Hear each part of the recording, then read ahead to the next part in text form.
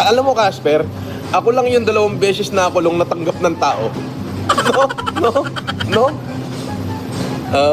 Pagka pala talagang pag talagang wala kang ginawang masama, kahit na pasamain kanila ng todo, alam ng tao, alam ng taong bayan yung totoong nangyayari. So, 2 beses ako nakulong.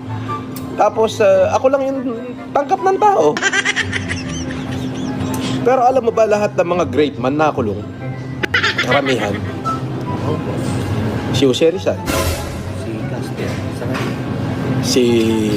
Casper. Si Ninoy. Si Juan Bautista. Puro mga bilanggo yan eh. Puro kinulong yan eh. Pero great man. Si Nelson Mandela. Oh. Diba? Sila yung mga nakulong natanggap ng tao.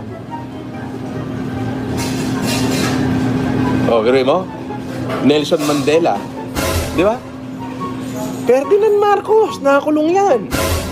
Ako. Yung mga nabibilang ako dun eh. Kumbaga, nakakulong ako pero mahal ako ng tao. Di ba?